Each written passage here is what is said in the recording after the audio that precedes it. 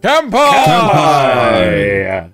One day I'm going to drink booze whenever we kanpai. One day. Not today. Thaylien already does that enough for everyone. Yeah. True. So, welcome one and all to episode 108 of Kanpai Cast, titled this time, Milking It Dry. So, before we head into our topic of the day, just a little housekeeping. Okay? This is the three of us just want to let you know a few important things. This is hard work from Xeno, Nasuth, and me observing at mostly Xeno. Supervisor. Mostly Xeno. Supervisor. I got two. Yes. I got two very, very useful supervisors. Yeah. Yes, I'm very good at breaking things. So, because I broke things last time, memes are now hosted on our very own website. It's kanpaicast.com. I believe. We've had the website for a while, for basically since the start of the show, but we've just never really had to use it for anything. And now here you go. Yeah. So the warning on that one is, even though you will be able to click through to our website and go to the memes in question, Firefox doesn't do video memes, which, you know, if you're working with Firefox, it won't automatically show some of them if that's the case. This has actually forced Nasuth to switch to a Chromium-based browser at long last. And he claims that Firefox is still better, though, and that Xeno's just lazy. I don't know. I mean, you can make MP4 videos. You can make MP4 videos play in Firefox. It's just that Xeno refuses to do the extra effort. No. I'm not fucking building a goddamn media streamer. Just no. I've had all fucking night last night. You can take your keys, you can shove them. Concentrate with doing an intro. So, fucking abuse, all the links will be in the description. Join us up on Discord for Kanpai Cast to get the latest memes and reviews that we're doing as we chat about them live in the general chat. It's a growing community. We welcome all of you in. You'll also be able to submit memes for the meme review at the end of the show. We take up to 6 a week, and they're all from you guys. We don't get to see them ahead of time. Off the back of that, we also save the viewer memes now. So they will be viewable. And what was the... Oh, yeah, it was just the episode numbers are now fully... that's what I was getting to next. Yeah. For when we actually are reviewing our shows, you will see both the platform they're going to be on, the usual content of them, such as their... what's the word I'm looking for? Genres.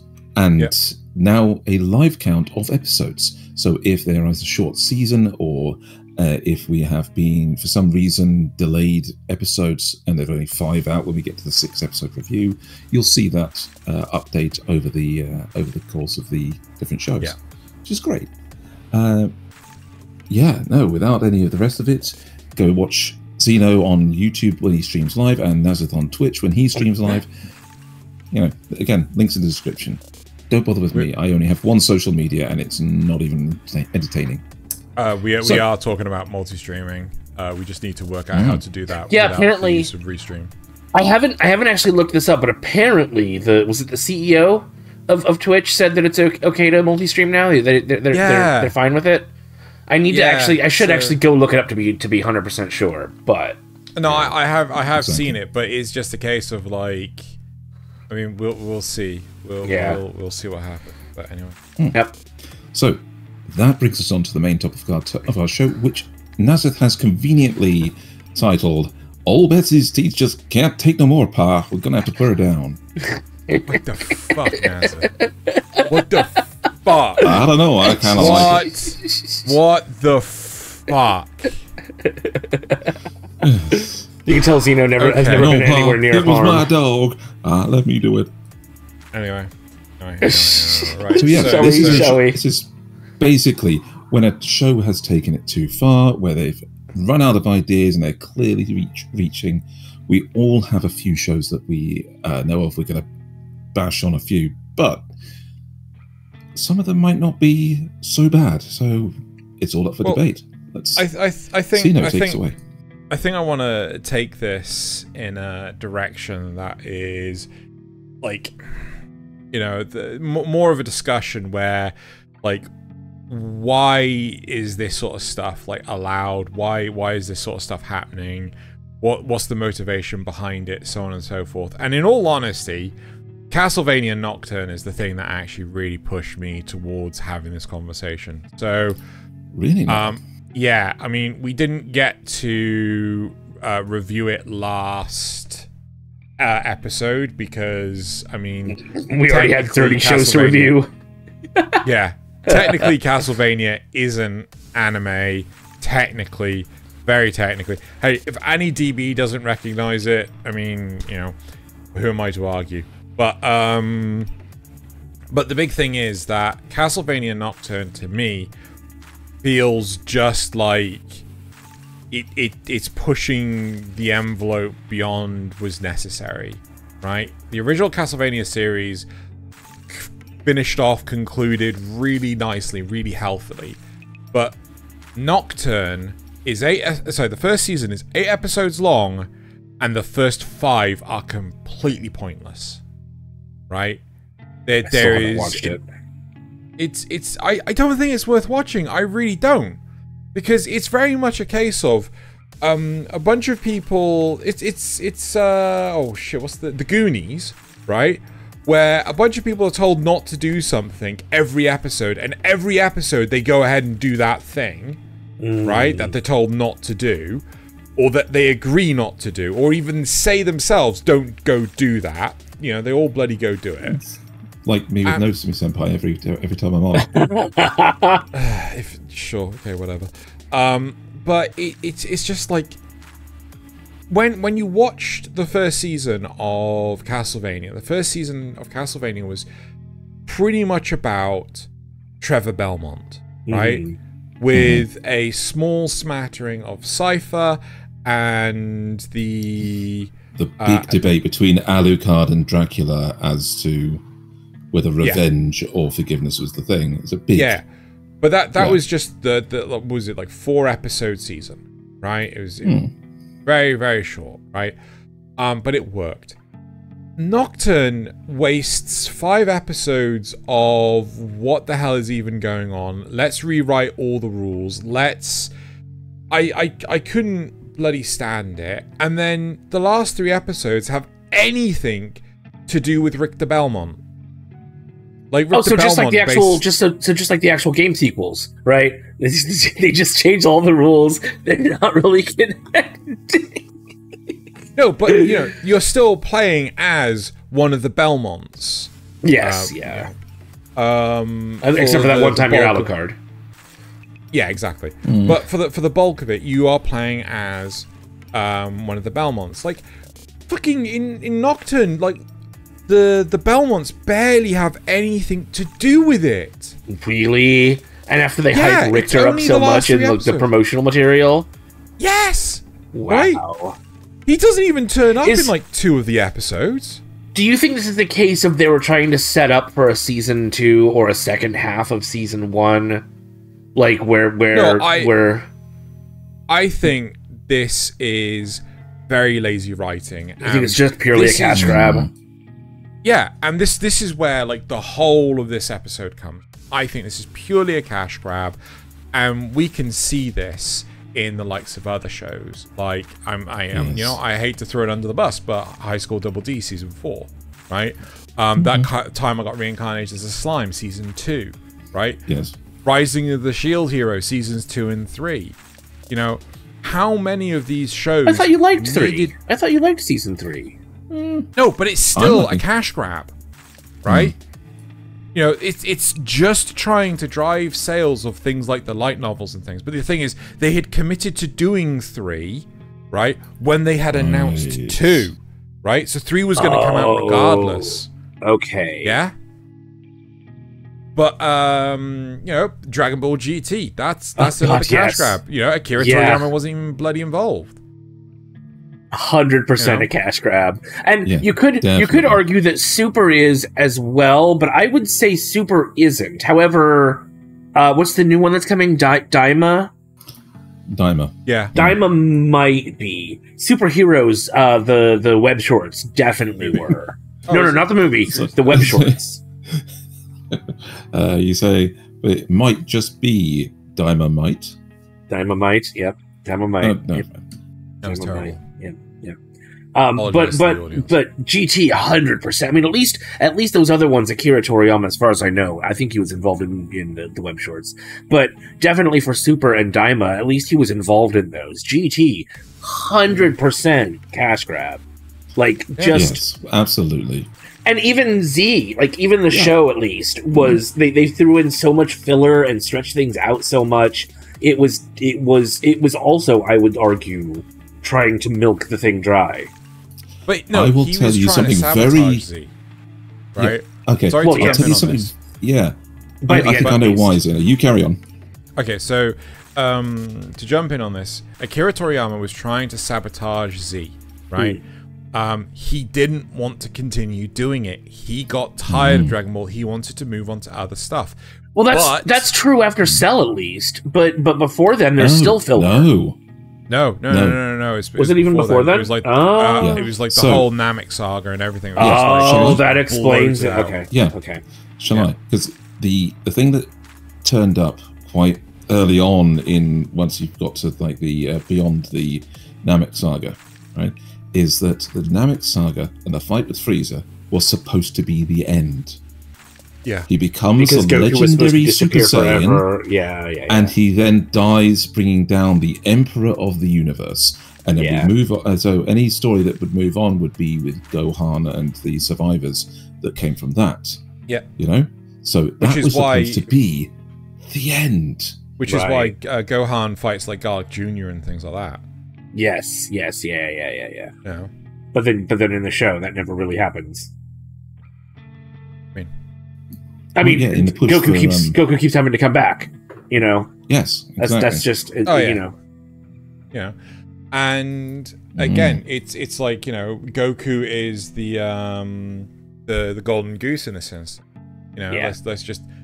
And I feel that there are some instances where it is worth bringing back. You know, I'd even argue the toss that Evangelion, the reboot movies, are worth bringing back because it was like years since the original series, and it is a vast improvement, right? Yes, it was also that case of with Evangelion, you have the original series, he kind of got lost. Yeah. And they tried to fix it by bringing out the end of Evangelion and the final movie, because people weren't getting it. The end of the series was because they ran out of money. Yeah, exactly. No, but it was also because he got like super fucked up and just didn't want to, put the effort in. But the reason I put Eva, the reason I put Eva in wasn't because of that. It's because of all the real world merchandise that and example like the bullet train, and even there was a backhoe that's made to look like an Eva unit, and it's that's how that one I feel fits in. And I mean, you get this with a lot of other stuff too, where they release figures and everything. But I feel like Eva has really pushed the boundaries of just how much stuff they will stamp it on. That's not even related to Evangelion, right? Like Evangelion earphones or earpods or whatever. I mean, let's get into this a little bit, because we've got when you think about merchandising, other shows that were running the entire time never put out as much merch as Evangelion. Or if they do, it's usually related to the show. Yes. Yeah. So you've got things like One Piece will have its own models, it'll have its own figures, it'll have its own toy line in certain places, and it'll do themed collaborations for advertising and for other things. Sorry, I just want to check. Nasuth, are you still there? Yes. Hello. Yeah. Sorry, the video is completely frozen for me. Oh, that's weird. Yeah. We're back. Sorry, we had a kind of a major glitch there with my internet. I need to talk to my provider, I think. But anyway, Thaylien, you were right in the middle of... We were talking about merchandise, and you were right in the middle of talking about One Piece in relation to Eva. Well, it's the comparison. Shows like One Piece, as I say, they are, they're running for much longer time, but when they do their collaborations and advertising, they either brand into something for a short advertising period, or they do things that are related to their own show. They, you'll have One Piece figures, you'll have One Piece, maybe toy lines or something to do with it. I know for certain we talked about One Piece Lego or something. I know for certain we've talked about One Piece and McDonald's in the news. Yes. So branded advertising, where they're was it One Piece? I remember Spy Family. There's been a lot of McDonald's collaborations. Okay. Sorry. So they had all of that, but the funny thing is that, as Nasuth pointed out, Ava just themes any random thing in the world. So you can have Ava-themed AirPods or variants on. You can have Ava-themed phone cases. You can have, everybody has phone cases, but no actual official merchandise that is like the Ava with physical molding and everything that they put out as a part of a. Yep, there were Ava motorcycles. Yes. Just so much Ava stuff. My God, it's amazing how widespread just theming your stuff on Evangelion has gotten. It's almost like the product producers have contacted Ava to the producer of Ava to say, hey, can we make a product with your colors on it or whatever, specifically, so that the product can get the hype rather than Ava getting the hype, as it were. Yeah, no, it's totally that way around that you say it, because how we've seen the Oscar graphics card. It's just like, yes. I've literally gone to gaming conventions. I think the last one I went to was last year around this time, and there was a whole booth dedicated to this. Yeah, it was. We went to this. There was this whole dedicated booth to this Evangelion themed PC, and it was it was just like, this is the gaudiest thing I've ever fucking seen in my life. It's like every time Warframe does a PC for TennoCon, and I look at it and I'm like, that is horrific. No. Here's the thing, right? At least it is sculpted to look like something from the Warframe universe, That's fair. Right?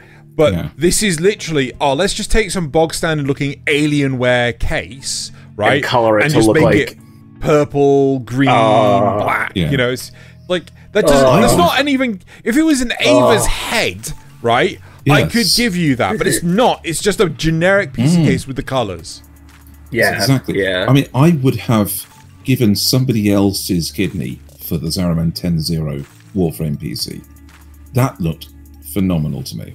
Oh, I know the one you're talking about. Yeah, the one that's actually like on a stand and is the entire ship, and is a vertical PC and everything. I loved that. That was a pretty good one. Yeah. But it's compare that to just these cases they put onto other things. Just doesn't quite have the same appeal. Yeah, at least when they did the bullet train, right? They had a cockpit that you could sit in and check out and be like, oh, I'm in an Ava, Did they? They did. They did. Oh, okay. But it's really fascinating. I mean, you do get cross collabs with video games, and we've seen a fairly significant amount of collab stuff with Nier Automata. Sure. Right? Yeah. I mean that's just printing it, but it's always like video game themed. It's video game centralized. Yes, right? And it's usually those characters in a different setting or whatever. Yeah. It's not just here's you can have 2B's mask on your completely random mount. Okay. Yeah, or you can have here's all of the Yoroha clothing line for your Final Fantasy 14 characters. Yeah. So something like that, where that seems to make sense. But so milking it, yes, Ava merchandising definitely falls into this. Yeah, but I do respect Evangelion, that even though Evangelion is really prolific. Thank you. In its marketing, its merchandise, and all this sort of stuff, at least the source material isn't bled dry. Now, Another big one. I love Tenchi Muyo. I think Tenchi Muyo is one of like the best animes out there. But when I was talking to a friend of mine about that, you know, we're going to be covering this as a topic, they highlighted, well, what about Tenchi Muyo? I was like, well, what about Tenchi? It's like, well, you have Tenchi Muyo. There's 5 fecking seasons of Tenchi Muyo. I've only seen the first 3, right? I've tried to watch the 4th one, and it makes no sense to me because it's about the greater Misaki family, and I'm like, I'm so lost. I don't know who any of these characters are. These are none of the characters from the first 3 seasons. What the shit is going on? You've got Tenchi Universe, right? Which is just a complete rehash of Tenchi Muyo, right? Fair enough. It works. It's fun. It's entertaining. Then you've got Tenchi in Tokyo. Motherfucking god. Tenchi in Tokyo, right? But even worse is Tenchi in Love. There's 3 different Tenchi movies, right? Tenchi Forever being the 3rd one. Like, I spent hours collating loads of assets for this episode. I just couldn't get to the movies as well. But like, Tenchi Forever looks awful. It feels awful, and is just a big waste of space, right? But yet it still exists in the greater Tenchi universe, right? There is so, like, we also have oh god, there's was it Tenchi Muyo: The War on Gemini or something like this, which is a spin-off of the main Tenchi cast. It's where it's one of his cousins ends up going to an alternate universe. You've got Tenchi GXP, which again has just had another fucking season come out. Was it yesterday? And it's just like, what the hell? Right, so yes. So it feels like some of this stuff is getting milked so heavily that when I'm gonna smash my phone into the table, because I swear to love of God, people find the worst sign of bloody message. There's a button to stop that, you know. I know, but it's just like, you don't message me all day, and now you message me when I'm recording. Anyway, but again, it's just like, it gets to a point where people don't want to get into the source media. They don't want to watch or read or play whatever the source material is, because there's just so much. Like, you know, Thaylien, I know you've been watching One Piece. You're an avid One Piece watcher, right? But I won't pick it up because it is just too much to pick up. It's too impenetrable. Yeah. It's. I wouldn't say it's too impenetrable, but that scale is just too much of a deterrent for me, right? That's kind of what I mean. At the moment, I'm just in it for that that completionist factor. Yeah, you know, sunk cost fallacy. Because yeah, kind of. Except that I'm not. I can stop, but I'm not going to, because that's what they all say. No, because I would rather keep going than do the 80 episode catch up I did before. You know, I want to see the end of it, because I am still finding the silly adventure to be fun. Right? Poor sweet Thaylien, he thinks there's going to be an end. But I have to skip 15 minutes an episode, because they just won't. I've skipped whole episodes multiple times because they're like the side character bits that nobody thinks will ever become. You know, it will definitely not become relevant until whatever final battle we do, if it's ever going to happen. You know, so I'm in it to say that when it collapses or when it finishes, one of those two, because that's going to be a moment that I want to kind of experience. But you know, like there are so many. Some things are too far. Yeah, I mean, like it's just like, I feel that production has to get to a point where fucking touch it. Production has to get to a point where no one gives a fuck about the source material anymore. They've ruined it, and they want people to not love it anymore. Like we have this whole frustration around the second season of Rising of the Shield Hero, where, you know, Loz would say that it was one of his favorite anime, and he would watch it so frequently that, you know, I think it was, he'd say like every few months he would just put it on, just watch it again. right? Because you loved it so much. But then the second season came out, and it's just like I never wanna watch it again.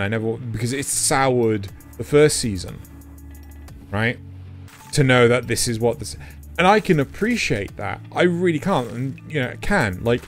I struggle to watch Star Trek Next Generation because knowing that Picard is fucking there. Oh yeah, and even though season 3 is actually pretty decent, there are things in it that reference back to seasons 1 and 2, and it's like, well, fuck, I can't just tell somebody to skip to season 3. They're going to be confused by this, you know? Yeah. Actually, I have something completely non-anime related, apart from it's kind of a waifu thing. Sure. That does this. There is an ASMR person that I follow religiously because of the way the things she comes up with, and of course the voice that she does. Great, does role plays. Came up with this series called The Bakery, and it's great. It's wholesome. The whole role play of you coming in, sitting down, go to the bakery, and this very personal space invading baker comes and shares the best things from her bakery with you, and like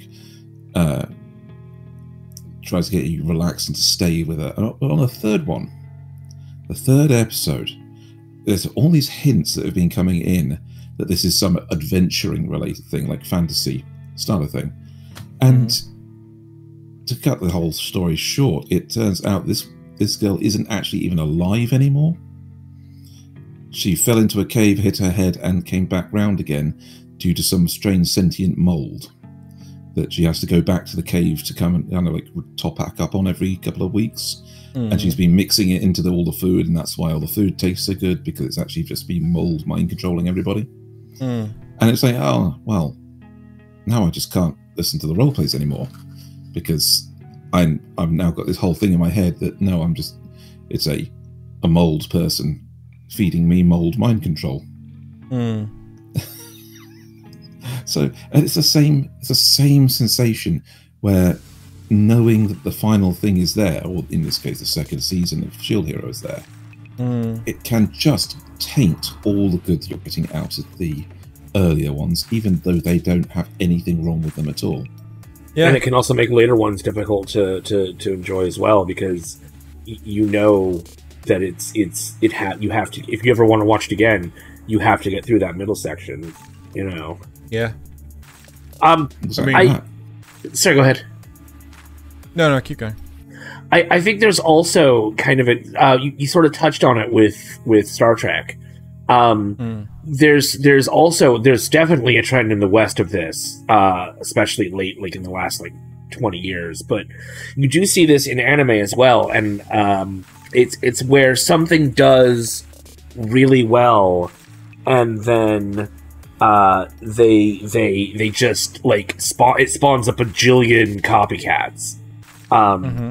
And as much as we all hate Sword Art Online, I think that's an example of, you know, they did this isekai story, more or less, and suddenly, you know, everyone was doing isekai. So we still see it today, where there's a million light novel isekai stories that get turned into anime. That's not even the ones that don't get turned into anime. But you see that in the West with superhero video game aspects. Yeah.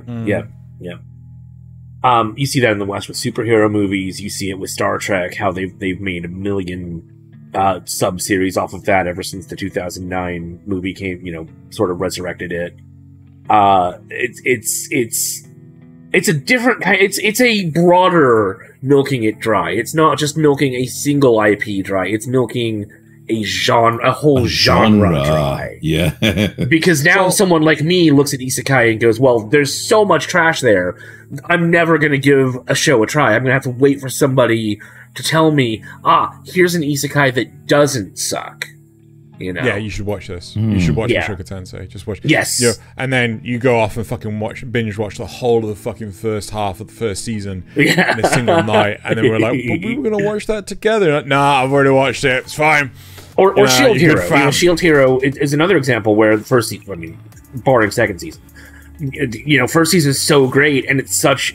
Even though it touches on a lot of the same topics as other isekai, it does it in such a way that's so unique and interesting.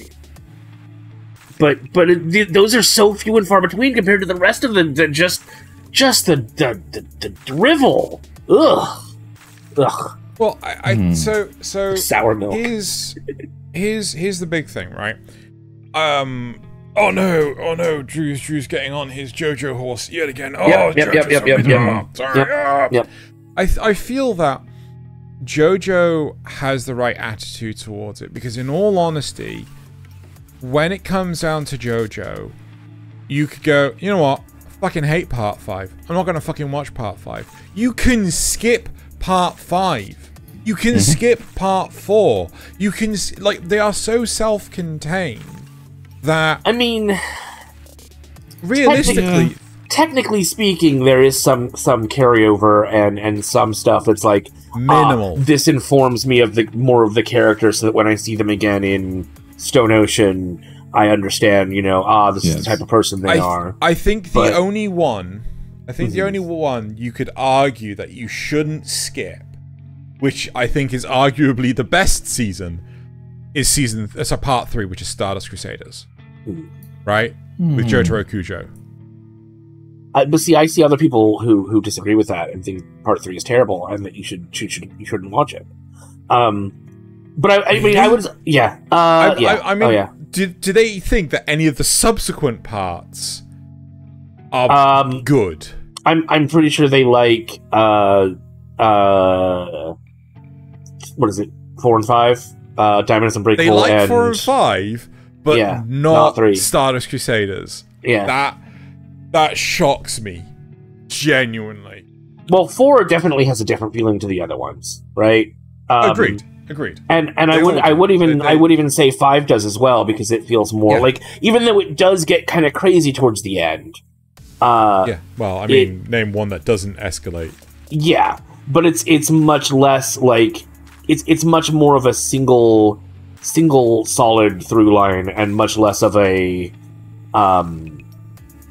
like episodic villain of the week sort of thing, if that makes sense. I mean, there are like villains of the week sort of things in there, but it's much more of a solid through line than Stardust Crusaders, where things don't really pick up until they get to Egypt.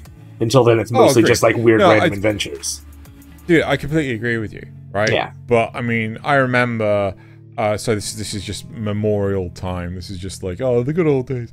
When Lars was riffing on Jotaro the entire time while watching part 3. Then the second, I'm not kidding, we're introduced to Josuke for all of 5 seconds. He goes, I miss Jotaro. I miss Jotaro. It's just like I'm not kidding. We literally had just watched the end of part 3. We watched like 1 episode of part 4, and he instantly says, I miss Jotaro. I'm like, wow. See, now I dislike Golden Wind, right? You know. Yes, yeah, we've had this conversation. But I would still argue that knowing that Dio has these other offspring and seeing one of them in action is still kind of important. But by the time you get to Stone Ocean, but that's why I say that. Oh wait, are you saying that part 5 is a prerequisite to part 6? Not in. I mean, I think you could skip it, but I think you'd be missing out on like a deeper understanding of the universe if you did, if that makes sense. I do get where you're coming from. However, I do feel that part 5 is part 3 is like the linchpin of the whole thing. Oh, for sure, because that's got so much Dio in it. Yeah. You could skip. You could really skip 2 because it involves the Pillarmen, and all the Pillarmen are extremely interesting. They never up again. Yeah, well, I think the whole crux of this entire conversation, right? Yes, yeah, is just the simple fact that they know how to reset the story so it doesn't feel milked.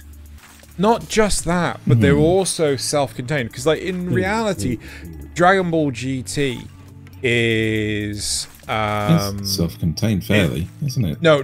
It's a reset, right? Yeah. But realistically, you have no idea who any of the characters are. Yeah, because it's post Dende. If you don't know who Dende is, you're gonna be so confused by that. Yeah. Who's King Kai? Right, who's any of these people? So that actually brings up the interesting point of a show that kind of embodies all of what we've been talking about. The merchandising, the attempted resets, the absolute insane long-running nature, everything. Can I guess? It's you're gonna guess right. It's Pokemon. It's Pokemon. It's Pokemon. You gotta catch them all. That's why I put it in there. You gotta catch them. Yes. This is somehow simultaneously been milking it dry and yet hanging on for the better part of a decade or more. Oh, yeah, closer to like 20 years. No, almost 30 years, really. Yes. Because it's... When did this come out? It was it in the 90s or was it just early 2000s? Well, yeah. No, the show? It was the 90s. The show. It was the 90s. It was the 90s. Yes, so we've got over 20 years, and it's only last year, 2022, that Ash was retired as the main character. It's nuts. But at the same time, we've got overwhelming merchandise popularity. Pokemon is the brand from anime. But I think it's I don't remember. So the difference. I know I'm interrupting a lot this episode. I'm sorry. I'll try to cut back on that. But the difference between like the merchandise on Pokemon and the merchandise on Ava, I would say, is that all the Pokemon merchandise feels like it's related to Pokemon. You don't see Pokemon bullet trains and Pokemon. You know, are you fucking for real? They got fucking Pokemon-themed planes!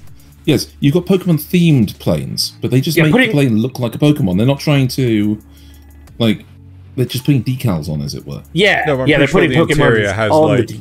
No, I'm pretty sure like you have got immense thing. Okay, I think maybe I'm wrong, the main thing with Pokemon is the variety. Yeah. Right? Because it's this aspect of semi-resets every season, where they go to a new region, they get a new companion, they get new Pokemon, they've got to do... So there's some things that carry over. It's always Ash and Pikachu. Brock's usually there, or a companion's there, or Misty's there, somebody. All of the same... The running jokes of the Nurse Joys and Officer Jennies and Team Rocket every time keeps that long-standing continuity, because each of those characters is really easy to understand and has a specific role. But so you don't really have to reintroduce them every time, as it were. But the whole aspect of it going is the same reason why the games themselves have stayed popular, because they're updating, even though it's the same game every time. This is a really interesting point of conversation, because I feel that with Pokemon, the games come first. The games are the mainstay. The games are the pioneer to the product line, right? Not the anime, right? And see, I see more stuff relating to maybe the individual Pokemon relating to the games than I do, like, oh, this is Ash's hat. Like, this is... You've hit on something there. No, it's because the games has stopped being the priority for a while now. Not so much the fact that bringing them out, yes, it's the platform for introducing the new Pokemon. Yeah, they've gotten lazy in the actually the priority. The actual games are so badly produced now. The earlier ones ran. So the more recent Pokemon Sword and Shield is not the most recent, but it's the one that really emblemizes all of that. Used the same platform and almost the same engine in terms of appearance that Breath of the Wild did, a launch title for the Switch. Okay, But Breath of the Wild, despite having all of the same features, showed incredible amounts of detail and polish. Whereas even after updates and updates and updates, people were still riding their bike through cliffs and things, because and posting glitch compilations, and the visuals were never done.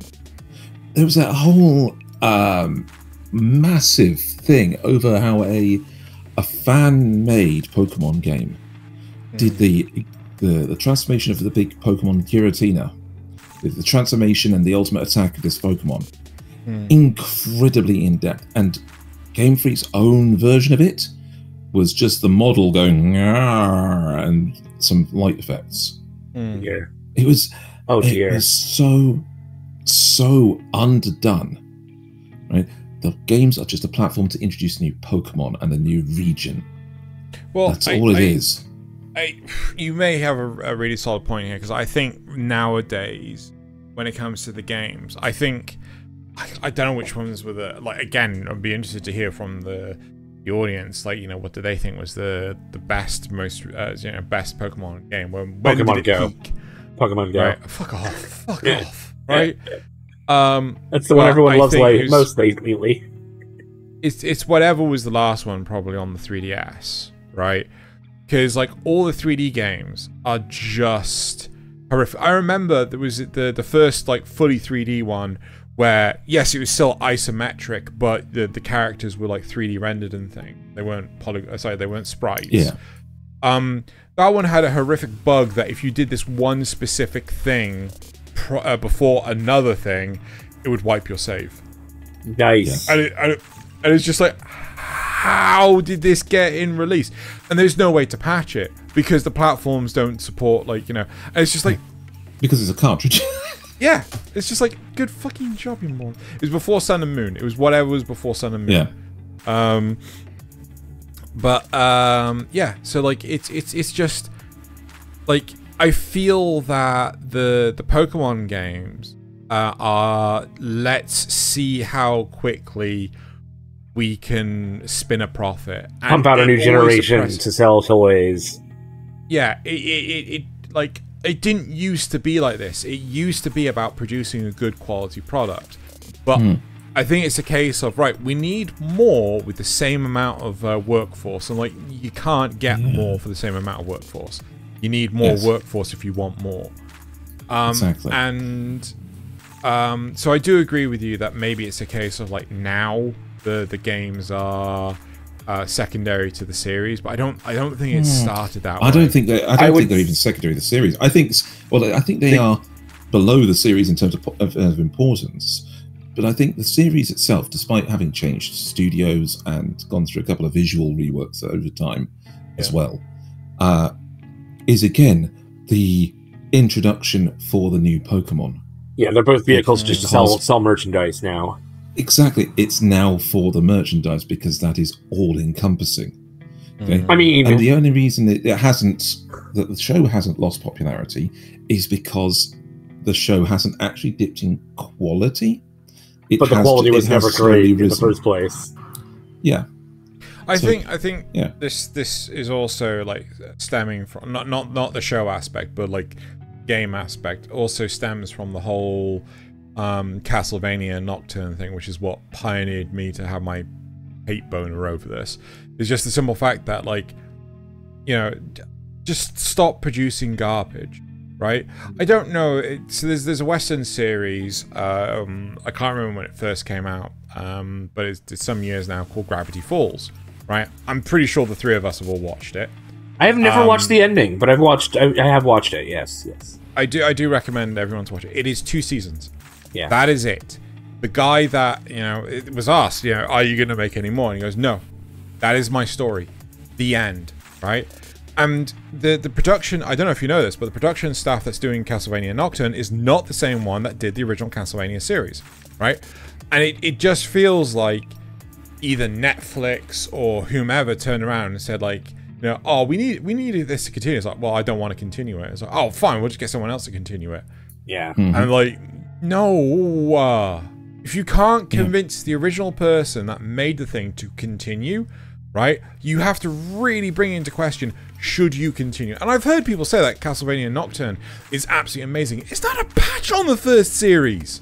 No. It's like if they'd done Gravity Falls, the new batch or something, and it had been like about a story about a different group of characters in the same area. Yeah. Which is why Legend of Korra didn't do so well. But also, so it does actually, other things that spring to mind from the Netflix stuff, right? A show I actually really liked, told a complete story, got on with it, and has one of the best hype intros of what Netflix has produced for me, was Kipo and the Age of Wonder Beasts. Okay. Now, that has some stylistic choices that people didn't quite like, and there's a couple of story beats that don't quite hit the notes that they should, but the things it does right, it really does right. And it finishes its own story, sets it completely so that, and they lived ever after. Whether happily or not, they lived ever after. That was it. That's the end of the story. But then you compare that to, as mentioned, it mentioned something like Korra, or a couple of the other shows that they've produced. Netflix helped fund He-Man Revelations, which supposedly finished off the original He-Man story, and in a way it did. Okay, and in a completely unnecessary way, it did. Yes, where they released 4 episodes, and those 4 episodes, apart from having aspects that built up the next 4 episodes, could have been completely skipped. It's only, so the rest of the 4 episodes did the job perfectly fine and didn't need to have gone through that whole thing. But compare that to the same year came out the DreamWorks CGI Masters of the Universe reboot, complete reboot. And that captured the essence of He-Man far better, because it was a show for young people to witness a group of teenagers getting powers and becoming like the masters of the universe. But it had all the right characters. It reworked a couple of them and put the whole story in a different spin. Okay, I wanna. It actually did again. It's did a good job compared to the milked it version. It was actually trying new things with it rather than just milking it dry. Yes. I wanna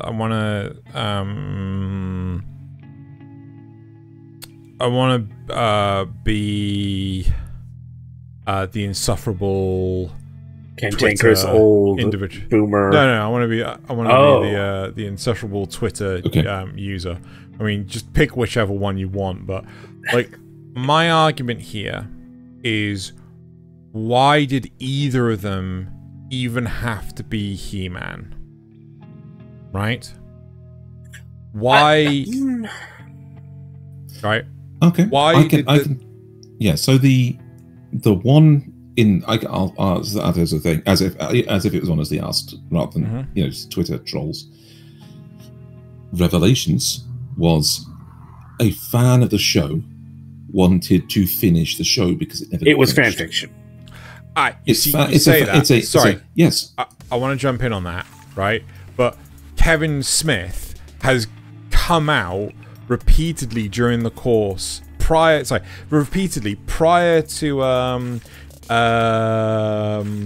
the production of He-Man Revelations, and been, he's been on record saying like he hates everything He-Man stands for, absolutely every part of it. Yeah, which is why he kills him twice in the show. Yeah, and it just so then feels he's not like a fan of the show. Yeah, okay, he says he's a fan, but he says he's a fan, but he hates the actual goal of it originally.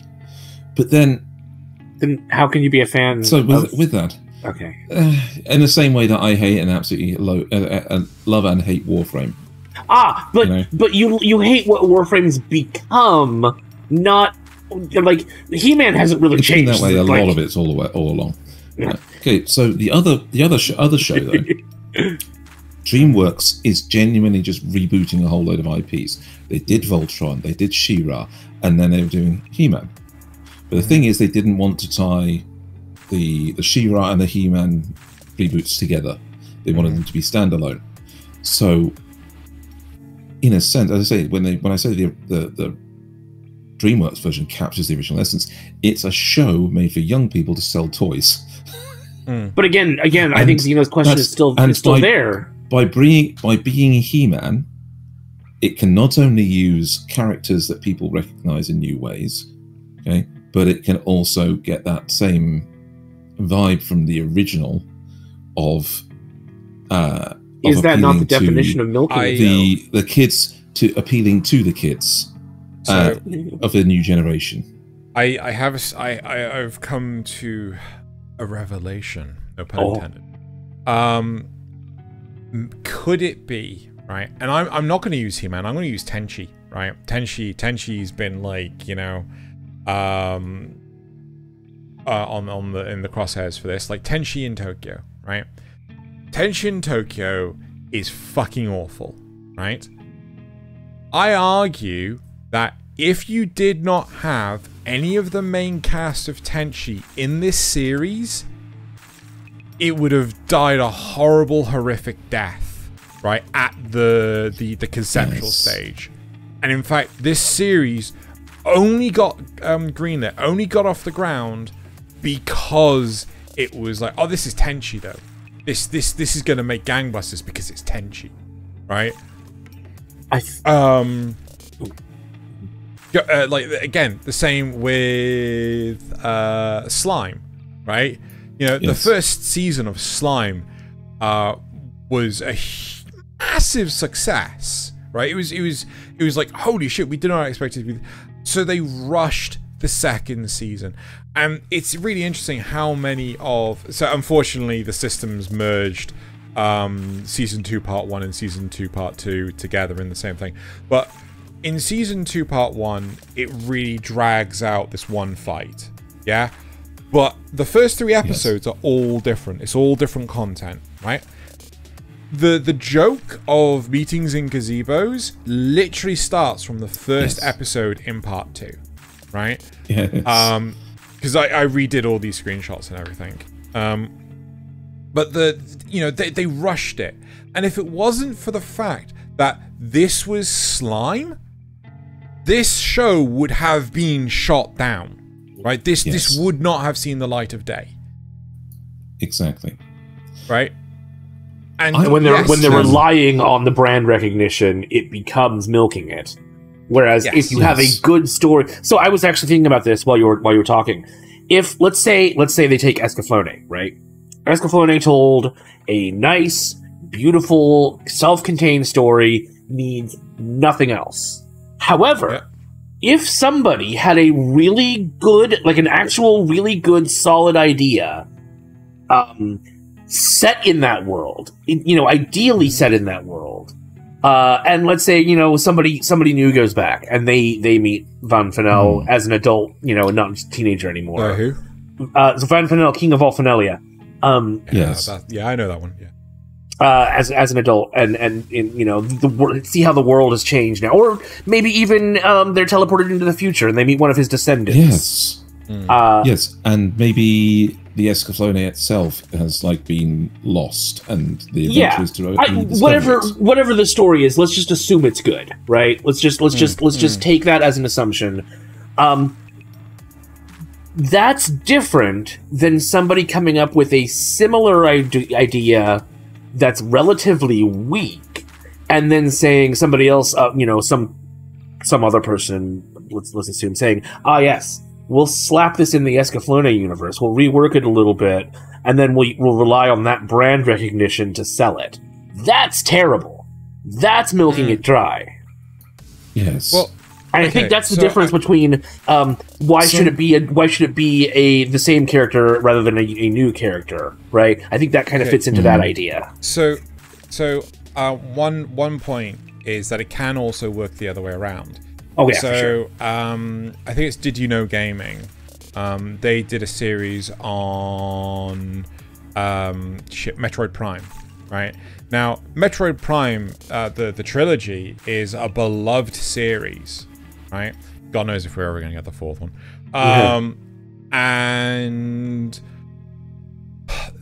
apparently the production of the first game was not meant to be a Metroid game.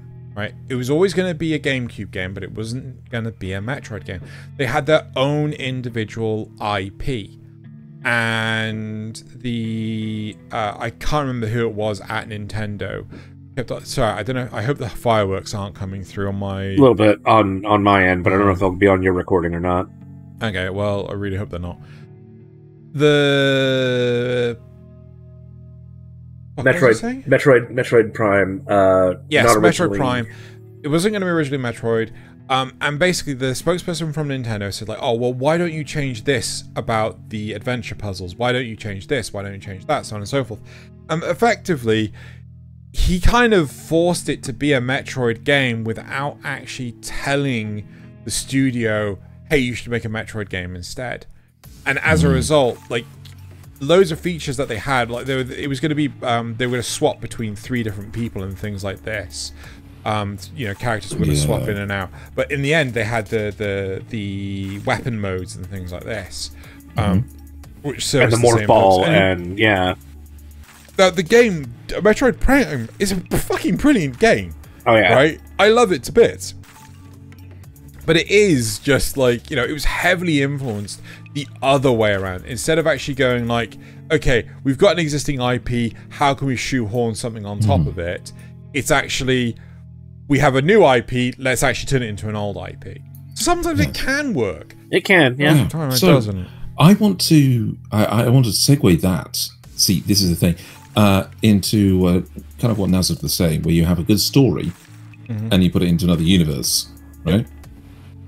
And I want to point out FLCL Shoegaze, because I feel that if that show had not been FLCL, if it had not been that, it would have been just a good little 3-episode short series. Yeah, I'd be better with that. Yeah, to be FLCL Alternative, the sequel, with weird Haru who's not Haru. Yeah. Exactly. I'd have been totally fine with that character if they had been anyone else but Haru. Yes.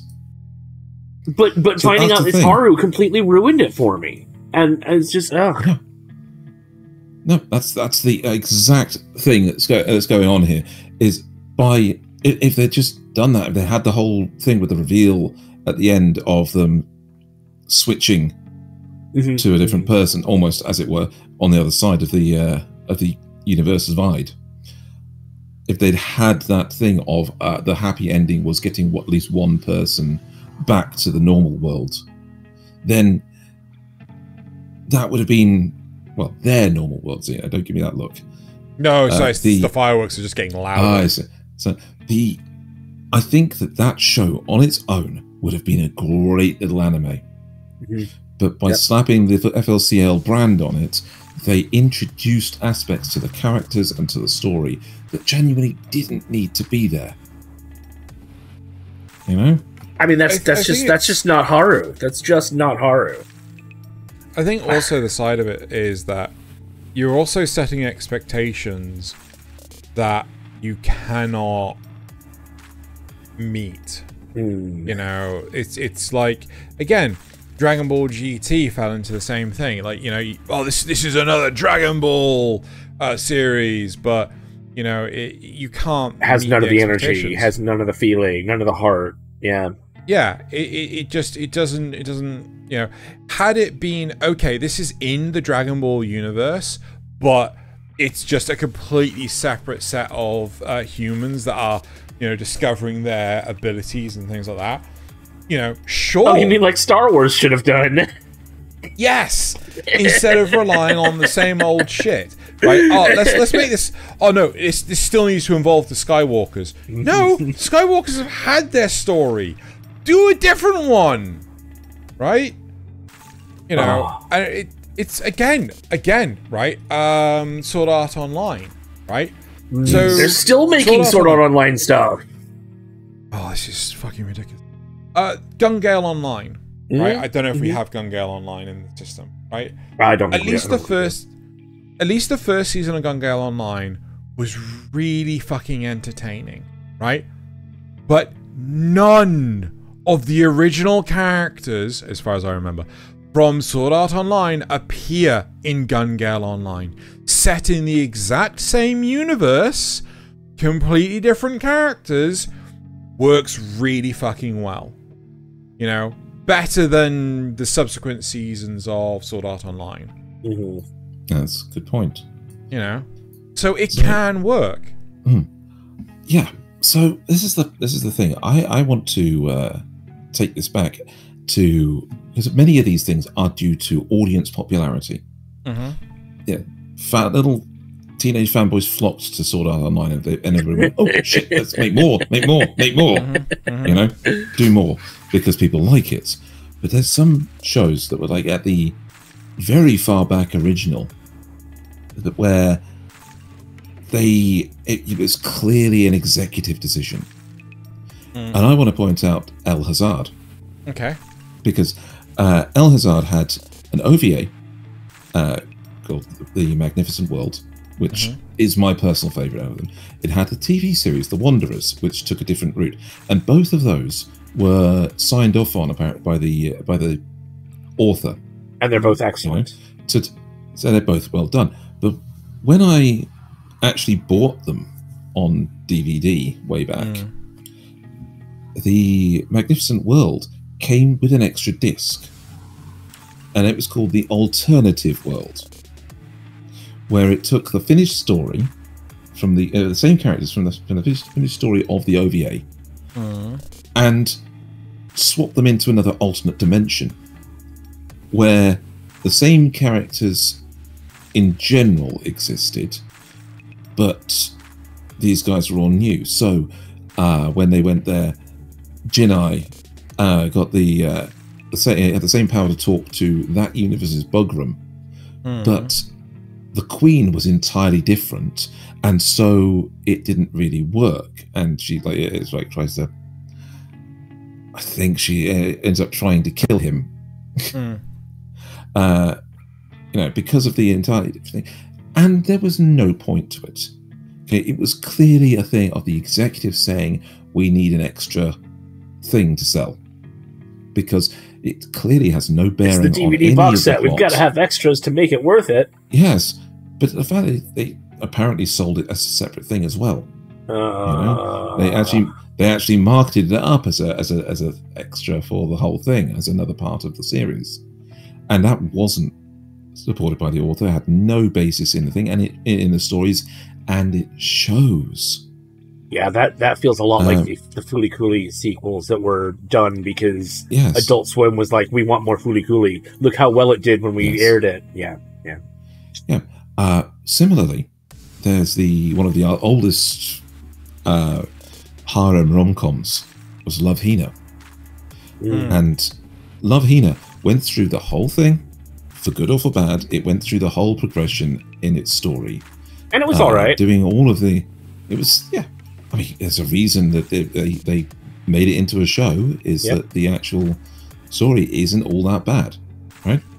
And they finish up with the whole thing of whether he, won't he get into Tokyo U with his girl, and they finish this up because at the end of it, they left it on a little bit of a cliffhanger, and it left a little bit enough to the imagination on things like the relationship and how it's going to go.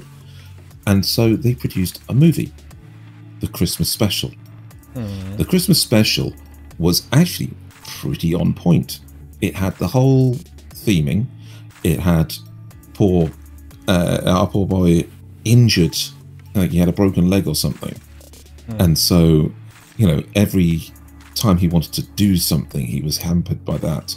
And they eventually got to the point where our main supporting romance here confessed over loudspeaker at the Christmas event, okay, to finalize that relationship and lock it in. It was great. Okay, all the fans rejoiced. We actually had a full confirmation that the OTP was done. Right, but then as the executive decision, people went and enjoyed that one so much. We must do a second one. We must do another movie, and so they made the summer special, where they sent them to an island and had them all separated and introduced a new romance character. We just made a bunch of money, but we didn't make all the money. All the money, yes. And so they introduced this other character, and then went back for the whole thing, where at the end of it, again, we had her confess. And in an entirely unearned way, and dubbed really badly as well. So, so milking it has gone back for a ways. It's, right back from some of the early iconic parts of the like the isekai and the harem genre. People have been milking it for years, and and again, GT came out in '96, so I mean, yes, and it definitely goes back further than that. I mean, you could even argue shows like Speed Racer that were literally just a weekly little bit of nothing. You could be considered milking it dry because it didn't really tell. At least the American version. I don't know about the Japanese version, but the American version. I mean, they were never going to really continue the story about Mr. Eraser X and everything. It was all just mystery to keep you engaged until the next week. Exactly. So the whole executive cash grab has always been there, but lately, since the real boom of anime in the early 2000s through to the 2010s, that really expanded on the viewership base and really made it more available, started having streaming services and things instead of just and a bigger American audience, and the bigger Western audience in general, more languages to translate into all of it. Since then, all of the drive seems to have been from the fan generated hype. I mean, look at some of the things that the fans genuinely have done over time, and asking for more. And it's amazing what did get through in a non-anime related thing. The poor cancelled series Firefly got a movie to cap it off. Yeah, which.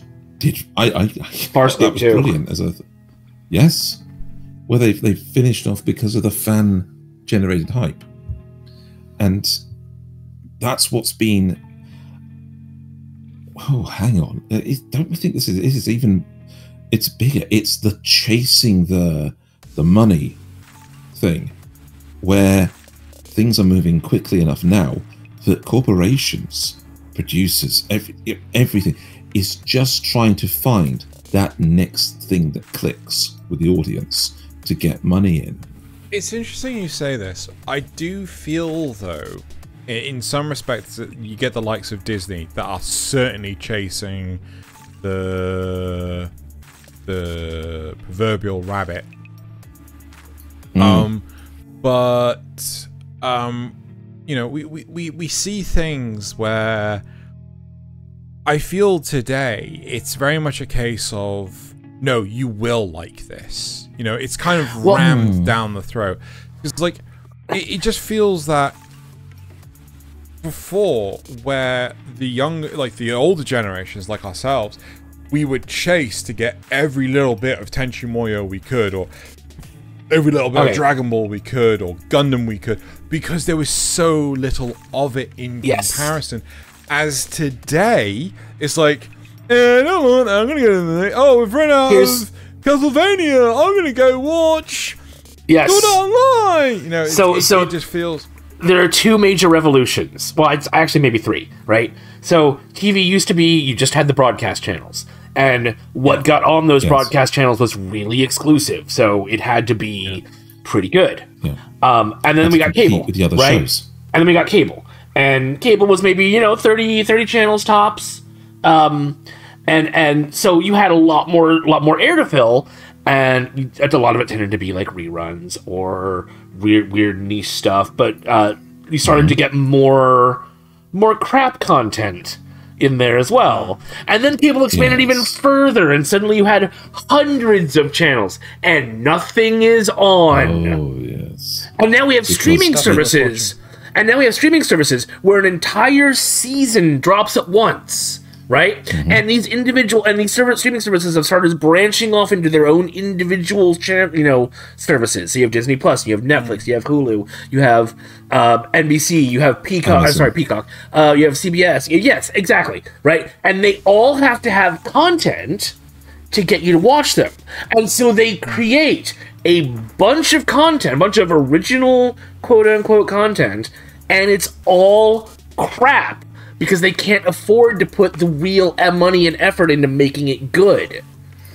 See, this is actually praise towards the likes of Crunchyroll, because Crunchyroll isn't... Well, okay, yeah, they do semi-create their own crap content. They also pull in content from the other existing channels, like seasonal shows. Like literally, when we had the interruption earlier during recording, I literally said to Thaylien, "Have you started watching the Apothecary Diaries?" And he says, "I haven't started yet." And it's worth watching, and if it's on Crunchyroll, you should fucking go watch it. Yes, right? Exactly. But the great thing is, it quite happily would be on Crunchyroll, as opposed to Disney Plus, where it's just like, this is only for Disney. We gotta put Disney stuff on there. I don't know why they're pirates, but it's just like, this isn't a Disney anime. We must make more Disney anime. You mean just Western cartoons? No, it's a Disney anime. As opposed to the few items they do get, like Bleach, for some reason, because they could afford to bid for Bleach. In the West, and so they did. But the daft thing is, right? Disney is insanely more selective on what they will bid for, as opposed to Netflix. Netflix are already pretty tight-fisted as it is to what they'll bid for, but they'll bid for the good stuff in the season. Disney will take like the cream of the crop, right? But they won't take the good stuff as well. They'll only take like the one best thing of the season, and that's it. Right? I feel like Bleach is the best thing of the season. I feel like this model hasn't quite made it as big in Japan as it has in America or the West in general, right? You still have leaving it dry. Well, you still have anime that is exclusive to TV, and then maybe on that television shows or that television channel's streaming service for cable subscribers. But like, most of the time when it's licensed to a streaming service, it's licensed out in the West rather than in that country. You know what I'm saying? Wait. No, so not at all. What are you on about? I think what he's saying, and I could be wrong, is the anime still airs on linear TV in Japan rather than just exclusively on a streaming service. Right. So there is that element of competition there where they still have to fill a time slot and have to be worth time slot. Yes. But Disney still has their plethora of Disney channels in the West, right?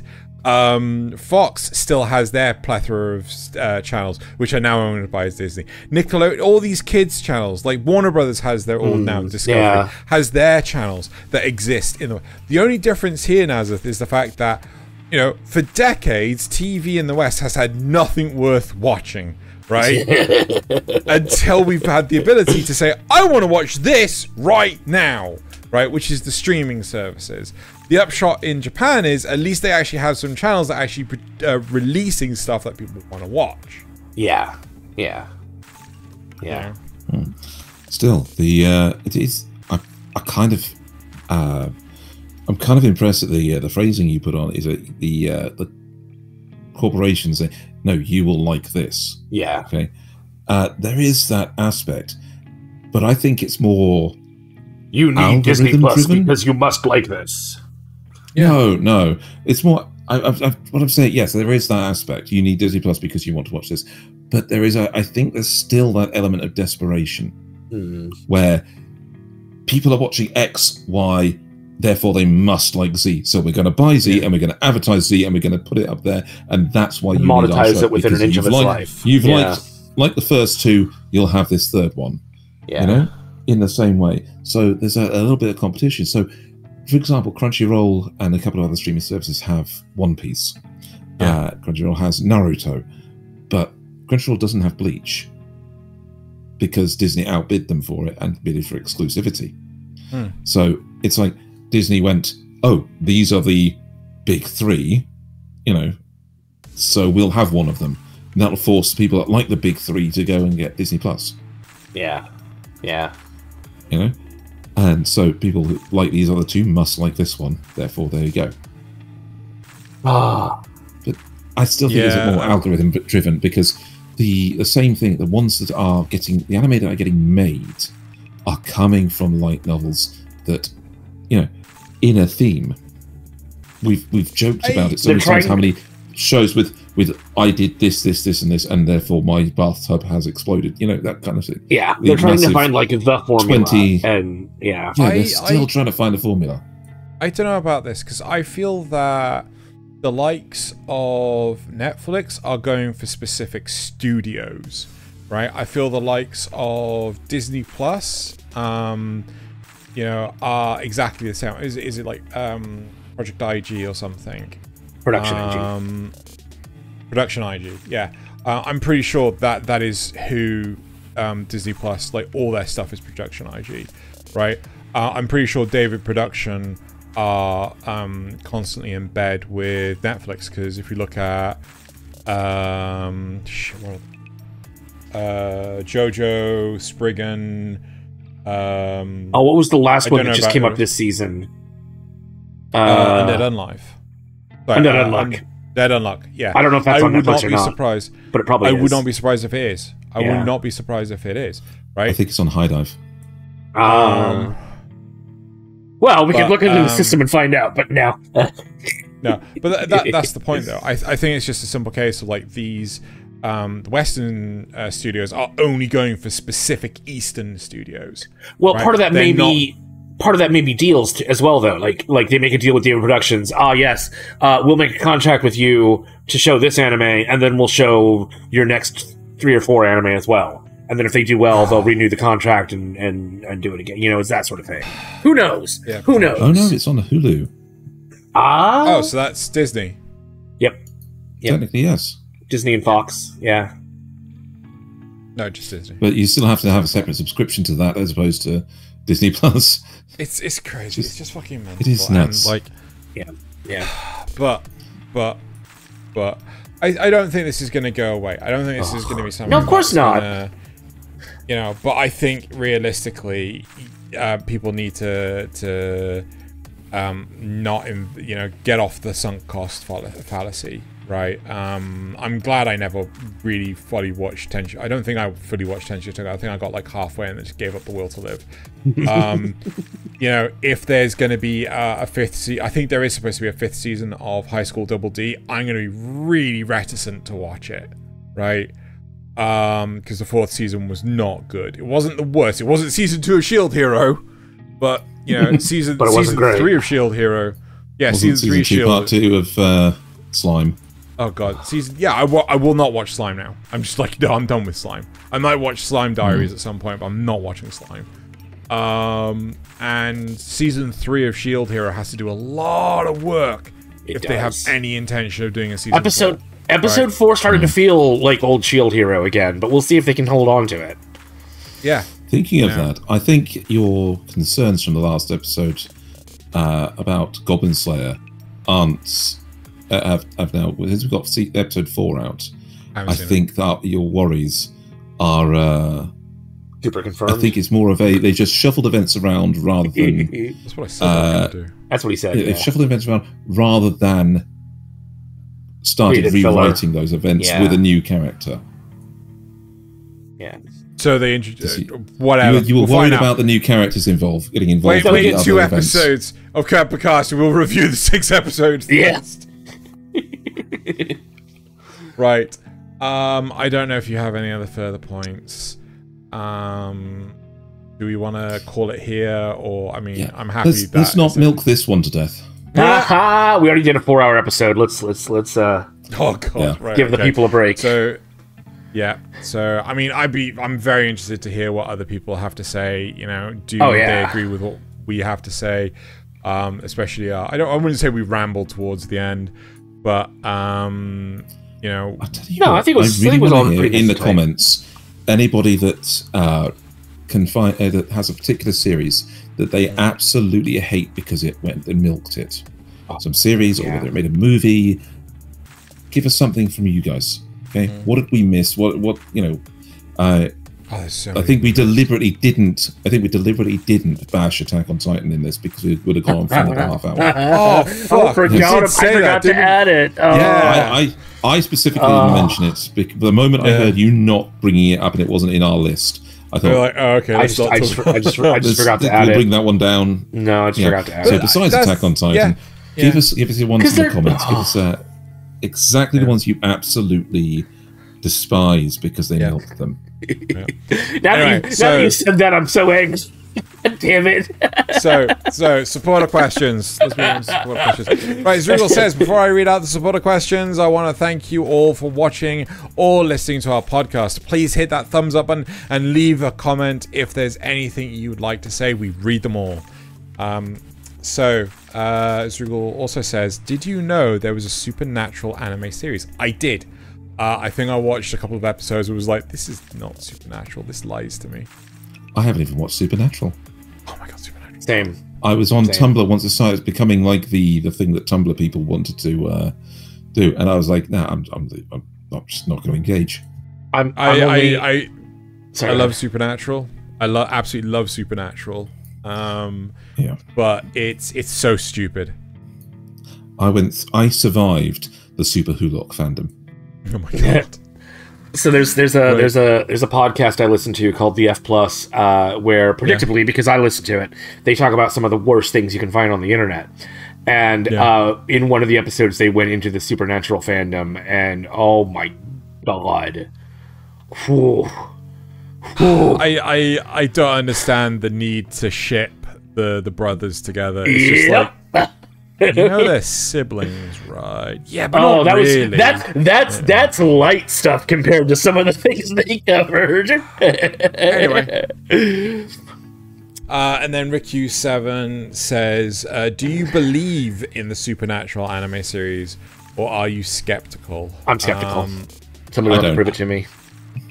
I have seen the Supernatural anime series. Flat out agnostic about the Supernatural anime series. I'm that hillbilly at that one gas station on Route 66 that will tell you need to watch out. You don't go down that route. That's where they have the Supernatural anime series. You don't go down that road. That's where they had the Supernatural. So you don't want to go down. You want to go down that road. Yeah, pretty much. Anyway, over in England, where we've got the spider farm right next to our nuclear power plants. Yeah. Right. So now to move on to the comments from last week. So first of all, from the news, Zrugal says, "Yay, main channel." Oh, it's good. And then when Xeno corrected Nasuth on the fake sword, on what the fake sword was, in Nasuth's defense, I thought it looked like a Skana 2 without... Yep. Alright. Strombus Shell says, Netflix raises prices again. Yep.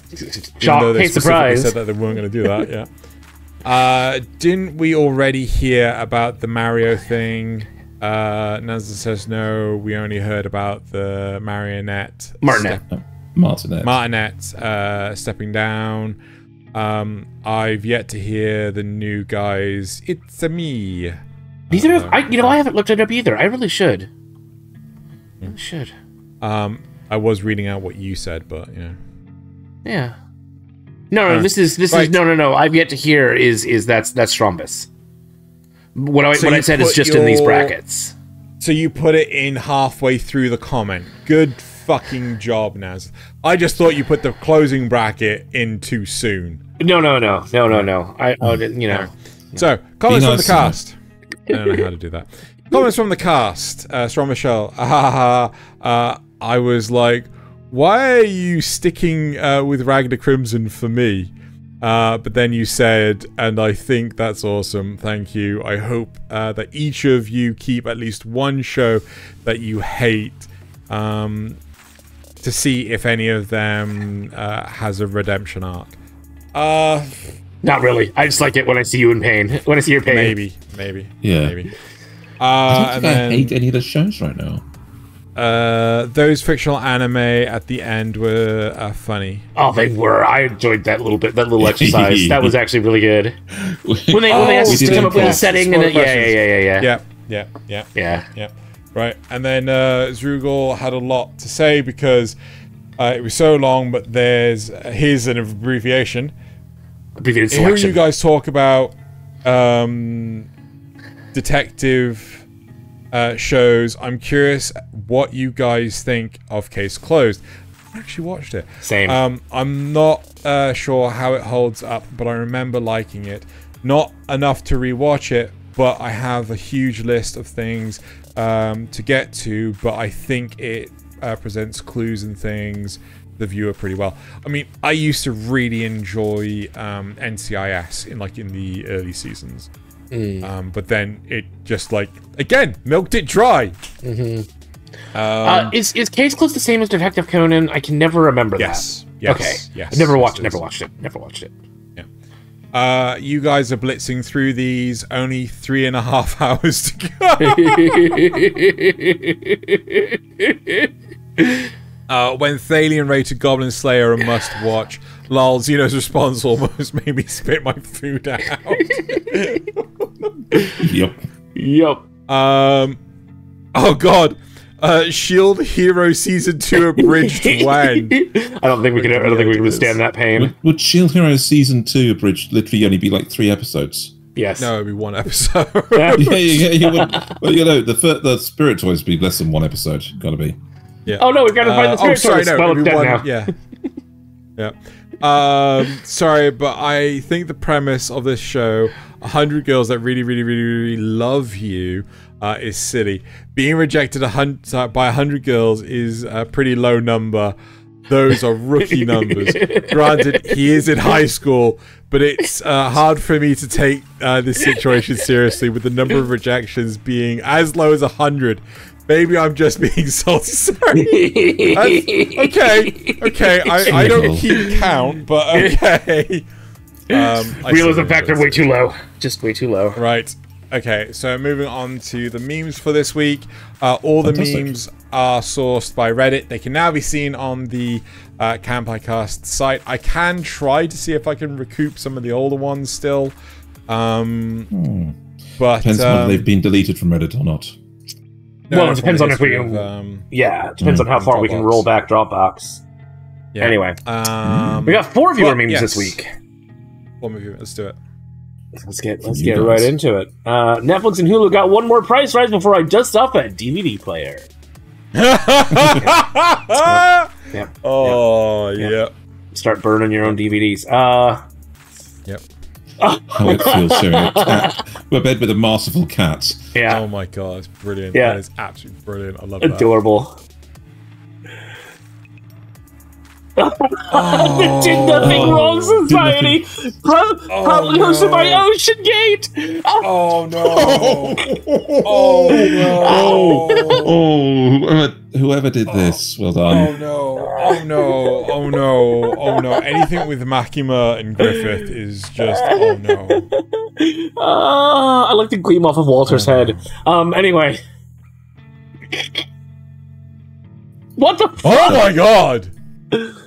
What the fuck? Is that supposed to be Monkey D. Luffy? I think it is. Why does it look like he's got a massive penis for a body? Anyway. I think I almost used this one. Oh dear. Oh my god. This is Nightmare Fuel. That is Nightmare Fuel. That looks like I've got a new profile picture to use on Discord. Oh dear god. Right, let's get into my memes. Okay. My experience as an anime watcher. Manga readers when it comes about holding spoilers, and anime sub-watchers when it comes about holding spoilers. Yep. Yep. They just can't help themselves. Right, this new anime is amazing. Oh, it's only one season. Oh, yes. We all feel that. We all know the pain. All No Game No Life people know that feeling. Oh. But they didn't milk it dry. It's true. No. Luffy doesn't want to marry me. Make him believe marriage is food. It always works.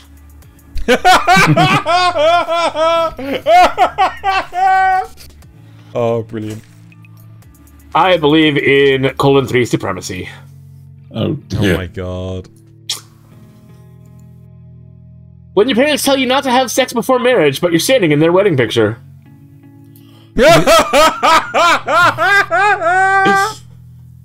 And my last thought there. And my last one is a video. Kavani is trapped in the VR devil by the VR devil and becomes Pomni. Oh no. What the fuck am I seeing? Oh, Digital Circus. I have no idea. There's a new show that's independently made show, Digital Circus, or Welcome to the Digital Circus. And it's basically Sword Art Online if it was just one person and if it was good. Okay. Okay. And if it was VR chat. Right, yes, of course. Right, on the Thayliens. Sorry to dig you up, but we need you for what? Spit it out. We need you for part 6. What? You're making another deal, Brando. Wow, that is completely relevant to today's episode, Thaylien. Good job. Indeed. Wow. Also Disney. We was my favorite animes. How can you watch this? There's no bouncing titties. Oh my god. yeah, that is me. That is me. Can I get some anime recommendations? JoJo fans. Boku no Pico fans. Oh no! Oh no! Oh no! Oh, see, I would trade that for Made in Abyss fans, but okay, sure, yeah. Yes. Camera angles matter. Camera angles matter a lot. Yeah. I think this one went out on the Kanpai Cast account. Oh god. Yeah. Boobs outweigh a man's life. God. Yep. Look at that. Somebody who designed that knew exactly what they were doing. Yeah. And Thaylien's last one is also a video. That's crazy, Lois. It's like the one time I went in search of the One Piece. I need to get out, you oh my god.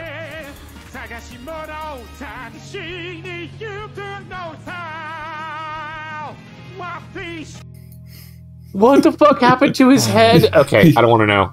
It's the AI singing of anime songs is going too far. Yeah. Yep. Right, on to Xenos, which had better be good. I know he struggled to find some. I did. Every human worships. Oh my god. Oh my god. Oh. Reddit, Instagram normies, highly upvoted memes.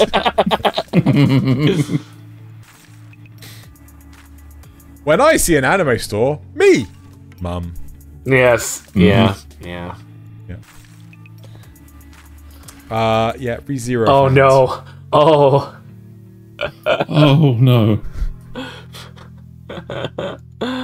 Have you seen ReZero, Nasuth? No, but I've seen that scene. One of the times when I've been gathering assets for Notsuki Senpai, I've seen that scene. Yep. Wait, have you seen it now, Thaylien? I saw that bit, but because of course it goes onto compilations all the time. Yes, yeah, exactly. The Slayer. Yes. Slayer. I don't. Oh, that's Frieren, right? Yeah. I don't. Yeah. Okay, all right. That's why he was asking me earlier if I'd watched the most recent episode, which I Right. I'm one shy of it. Right. All right. Depression. You couldn't stop me before. Me. I was alone before cats and more cats. Yes, that's perfect. Oh my god. Oh. Yep, you must be the ginger one. Right. That is it for memes. And that's it for this week. So thank you very much, everyone, for watching / listening. And now it's time to bottoms up and Kanpai! Wait, that was not the same drink you started with. This is pure whiskey now.